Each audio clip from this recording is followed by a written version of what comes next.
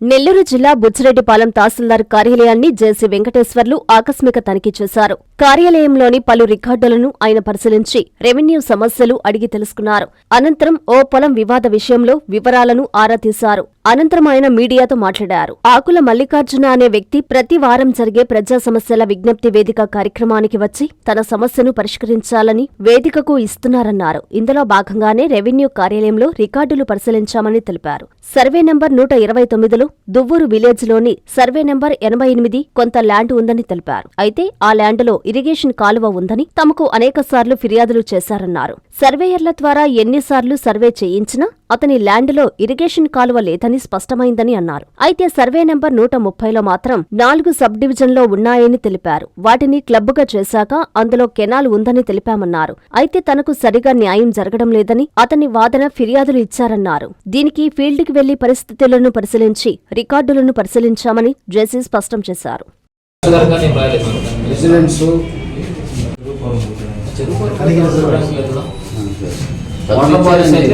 మాకు డాక్యుమెంట్ తమరు ఇచ్చున్నారని చెప్పి నేను జాయింట్ కలెక్టర్ మాట్లాడుతున్నానండి.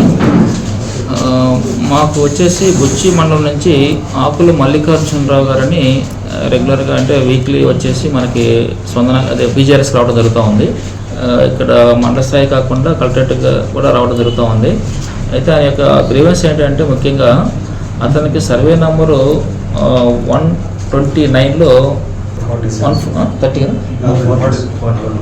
129లో 40 సెంట్స్ ఇక్కడ ఉంది. అదేవిధంగా సర్వే నెంబర్ 88 దువ్వూరు విలేజ్లో ఒక 7 సెంట్స్ ఉంది. టోటల్గానికి ఒక 48 సెంట్స్ దాకా మన రికార్డు ప్రకారంగా అవైలబుల్గా ఉంది ల్యాండ్. అయితే ఆయన ఆరోపణ ఏంటంటే అతనికి సంబంధించిన ల్యాండ్ ఇరిగేషన్ వాళ్ళకి ఇచ్చారు, ఇరిగేషన్ కెనాల్లో ఉందని చెప్పేసి ఆయన యొక్క ఉద్దేశం మామూలుగా అయితే. కానీ దీని మీద గతంలో కూడా కొంతమంది సర్వేర్లు కానివ్వండి, డిప్యూటీ సర్వేర్ క్యాడర్ కానివ్వండి, తర్వాత తహసీల్దార్స్ కానీ వీళ్ళందరూ కూడా వెరిఫై చేసి ఫీల్డ్లో రిపోర్ట్ ఇవ్వడం జరిగింది. అయితే వాళ్ళు ఇచ్చిన రిపోర్టుల ప్రకారంగా అయితే అతని ల్యాండ్ ఇరిగేషన్ దాంట్లో ఉన్నట్టుగా అయితే లేదు.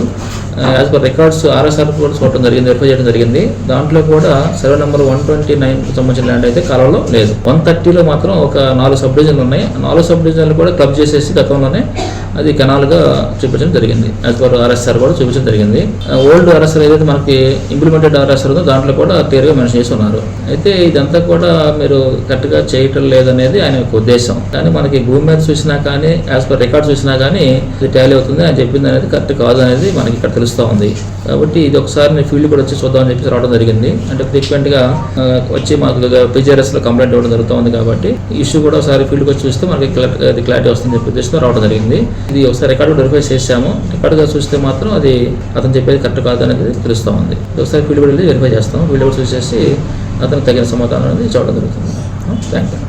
ఎన్ఎల్ హాస్పిటల్స్ అత్యుత్తమ వైద్య సేవలు సామాన్యులకు అందుబాటులో. అపార అనుభవం గల వైద్య నిపుణులు doctor Nagendra Prasad Kulari, managing director, గుండె వ్యాధి వైద్య నిపుణులు గారి ఆధ్వర్యంలో cardiology, neurology, surgical gastroenterology, orthopaedic, ప్రసూతి మరియు గైనకాలజీ, పల్మనాలజీ, జనరల్ మెడిసిన్ మరెన్నో పలు విభాగాల వైద్య సేవలు.